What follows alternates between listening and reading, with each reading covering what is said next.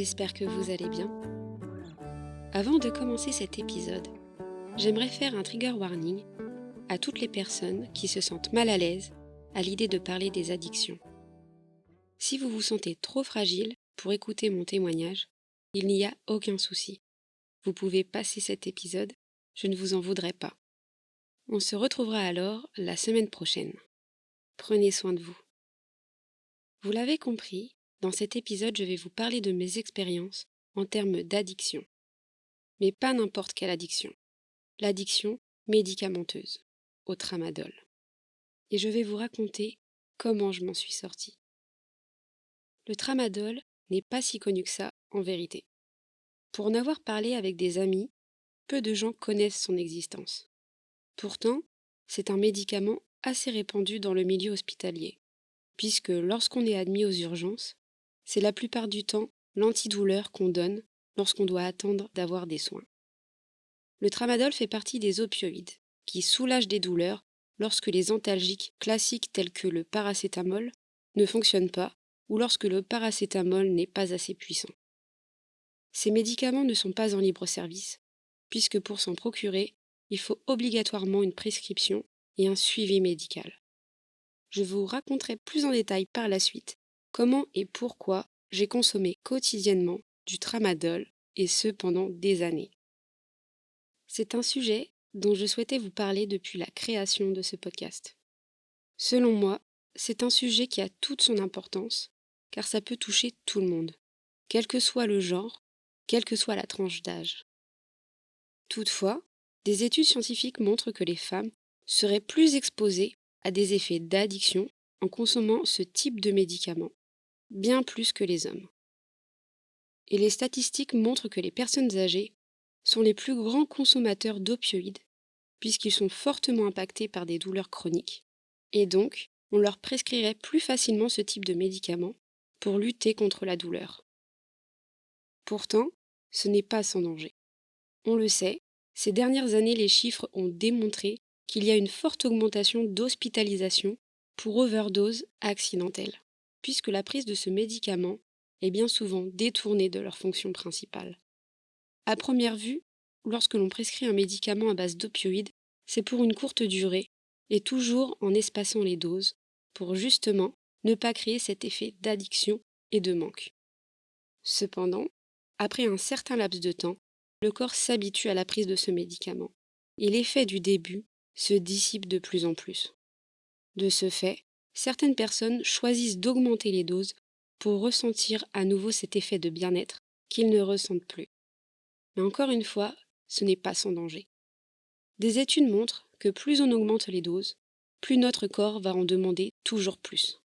On peut en arriver même à diminuer fortement le temps entre chaque prise. C'est un cercle vicieux. Il arrive aussi parfois que l'effet escompté n'agisse plus, même en multipliant les prises et les quantités. C'est la raison pour laquelle certaines personnes vont alors tenter de se procurer des médicaments bien plus forts, avec des conséquences encore plus désastreuses sur le corps, pouvant même aller jusqu'à l'overdose. De mon côté, ça a été le tramadol, mais il existe aussi la codéine, souvent utilisée sous forme de paracétamol codéiné. La codéine fait également partie de la famille des opioïdes, et elle était il y a encore quelques années en libre service dans les pharmacies. Aujourd'hui, il faut une prescription pour s'en procurer. Il y a également la morphine, qui est à base d'opium. On l'utilise principalement dans les hôpitaux. Et lorsque l'on prend ces opioïdes régulièrement, notre cerveau reçoit de la dopamine à chaque prise, ce qui provoque en nous du plaisir et contribue à l'entretien de la consommation et de l'addiction. Et comme tout médicament, il existe des tas d'effets secondaires, comme le vomissement, la constipation, les démangeaisons, la rétention urinaire, les troubles psychiques, les cauchemars, la confusion mentale ou encore l'overdose. Je vais maintenant vous raconter mon expérience et comment j'ai eu cette prescription de tramadol.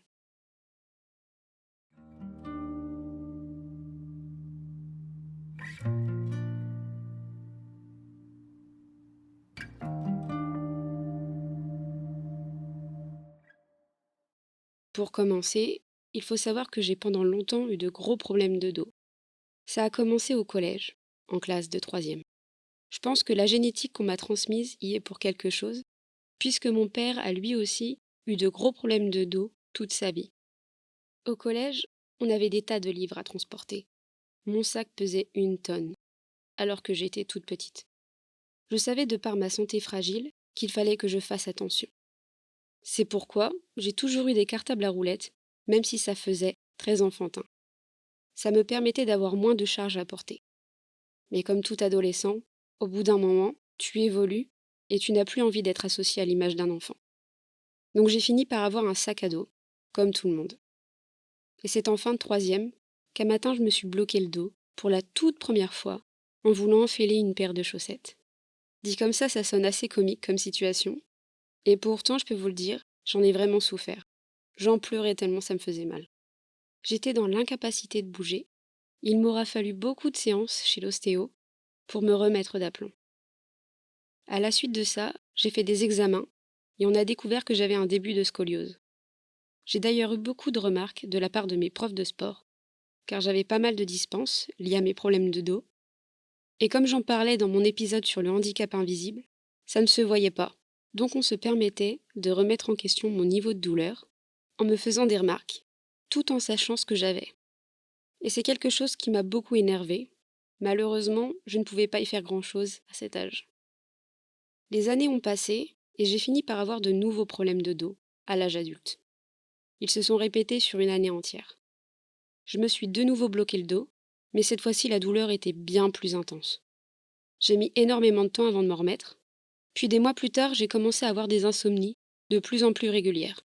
C'était très gênant, puisque j'étais encore étudiante, et je loupais beaucoup de cours à cause de ça. Heureusement, on ne m'en a jamais tenu rigueur. J'ai continué de faire ma vie et de gérer ça comme je pouvais, jusqu'au moment où mon médecin a fait le rapprochement avec le syndrome des jambes sans repos. Ce qui m'empêchait de dormir, et ce qui m'empêche toujours de dormir aujourd'hui, ce sont mes jambes qui ont besoin de bouger constamment, même le soir au moment d'aller dormir.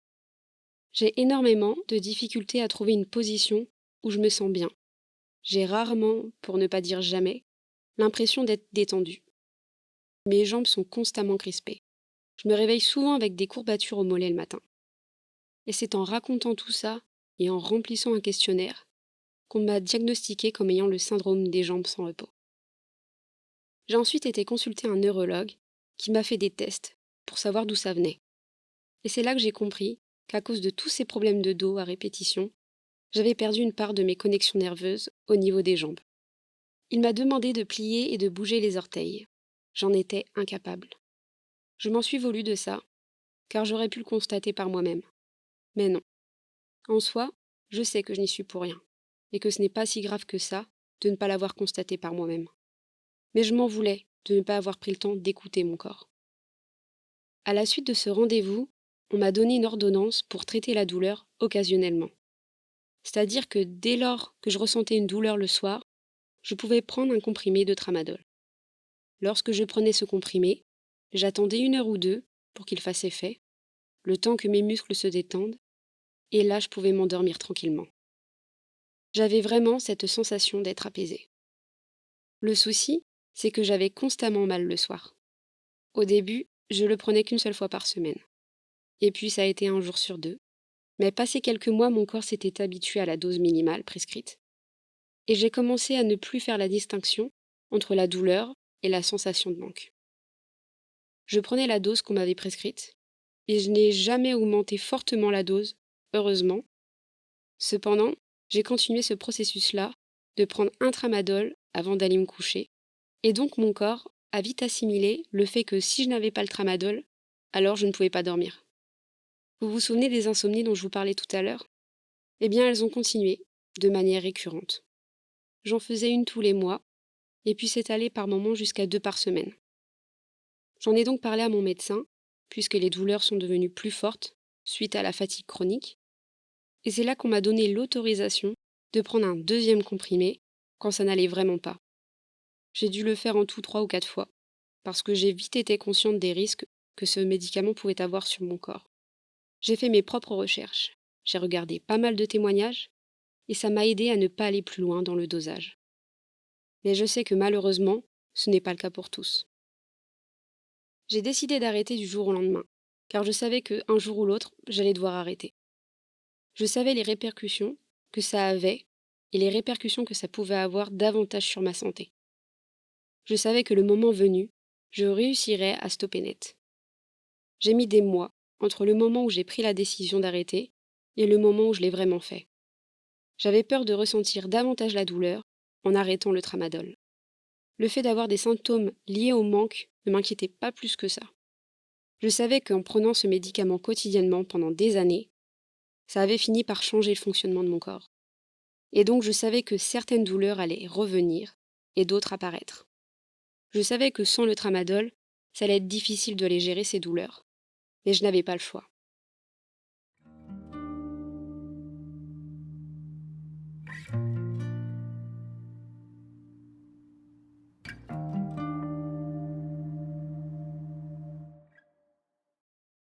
Au début, j'ai commencé par diminuer les doses. J'en prenais un jour sur deux, mais je ressentais quand même le manque. Du coup, j'ai préféré stopper net, puisque selon moi, ça revenait au même. Mais je ne suis pas sûre que ce soit la meilleure solution. J'aurais pu essayer de trouver des médicaments de substitution, moins forts et moins dangereux, mais je ne l'ai pas fait. Je sais que je m'y suis mal prise. J'aurais dû en parler à mon médecin, qui me suit à l'hôpital, ou à mon médecin traitant, mais j'ai préféré gérer ça seule. Je savais que ça n'allait pas être simple, que j'allais galérer pendant un bon moment, mais je m'en sentais capable, alors je l'ai fait. Je sais que mon exemple n'est pas le meilleur à suivre. Et si vous êtes dans cette situation, je vous conseillerais d'aller vous adresser à votre médecin, car il existe des traitements pouvant aider au sevrage, chose que je ne savais pas au moment où j'ai pris cette décision. J'étais déterminée à arrêter le tramadol, car malgré les apparences et le fait que je ne ressentais plus la douleur après chaque prise, je savais au fond de moi que ça me faisait plus de mal que de bien. Au début, j'étais assez tranquille. J'avais un peu trop confiance, on va dire. C'est après 3 jours, où j'ai arrêté ma consommation, que j'ai commencé à mal dormir, à avoir des crampes aux jambes et des sueurs abondantes la nuit. Pendant 2 ans, je n'avais plus transpiré du tout, et là tout d'un coup, mon corps tout entier transpirait beaucoup. C'est ce qu'on appelle le syndrome de sevrage, et ces réactions sont complètement normales. Ça a fini par s'estomper après quelques jours, mais ça m'avait vraiment surpris sur le moment. J'ai eu aussi quelques bouffées de chaleur. Ajouté à ça du stress, de l'anxiété et de la tristesse, en plus des insomnies. Et je pense ne pas avoir été en état de dépression, mais je n'arrivais plus à me réjouir des choses du quotidien. J'avais aussi une perte d'appétit. Je vous parle de ça alors que c'était il y a 6 mois. Aujourd'hui, j'ai toujours beaucoup d'anxiété. Je galère toujours pour manger. Je ne dors plus. J'ai essayé des tas de médicaments à base de plantes pour m'endormir, mais rien n'y fait. Ça fait des mois que je ne dors plus. De ce fait, j'ai perdu beaucoup de poids, que j'essaie tant bien que mal de reprendre, mais c'est compliqué. Et j'aimerais envoyer beaucoup de courage à toutes ces personnes qui ont des problèmes de poids, qui luttent au quotidien. C'est vraiment pas facile. Et je pense qu'il faut le vivre pour pouvoir le comprendre. Depuis que j'ai arrêté le tramadol, j'ai de nouveau de fortes douleurs au moment des règles. Chose que je n'avais plus du tout. Ça m'a surpris au début. Je pensais que quelque chose n'allait pas. Au final, après avoir fait des examens, on s'est rendu compte que tout allait bien. J'avais juste des règles hyper douloureuses et j'ai fini par m'y habituer.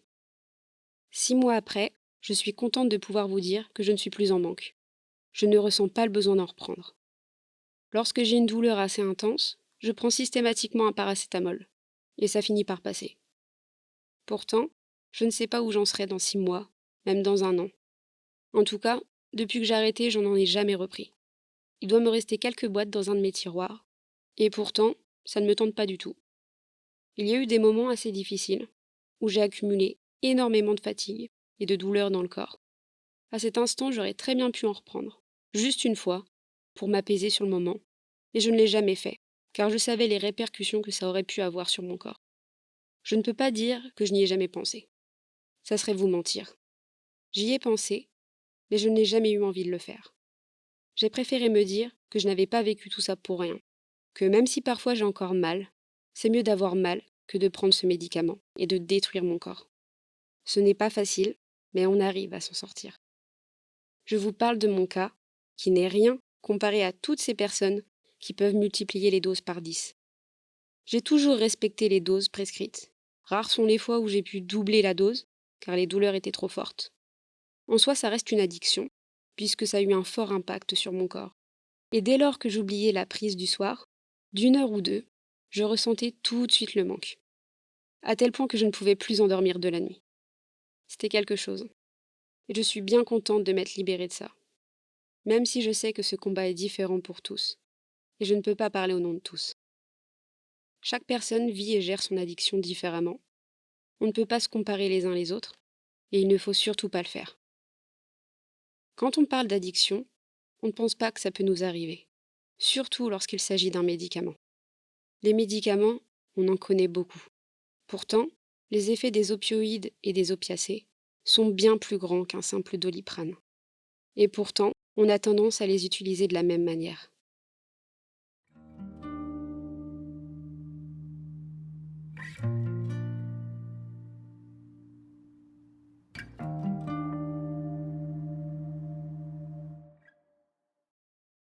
Ça me tenait à cœur de vous sensibiliser sur ce sujet. Au moment où j'ai voulu arrêter le tramadol, j'ai cherché du contenu sur Internet et je n'ai trouvé que très peu de témoignages. J'espère que le mien pourra vous aider. Si jamais vous ressentez le besoin d'en parler, n'hésitez pas à m'envoyer un message sur Insta. Ça me ferait plaisir de vous lire. Et si vous êtes encore dépendant et que vous souhaitez en sortir, n'hésitez pas à consulter un médecin qui pourra vous aider. En attendant, portez-vous bien et on se retrouve la semaine prochaine pour un nouvel épisode. D'ailleurs, c'est vrai que je ne l'ai jamais dit, mais si vous souhaitez contribuer au développement de ce podcast, je vous invite à laisser une note sur Spotify. Merci pour ce temps d'écoute et on se dit à très vite. Bisous!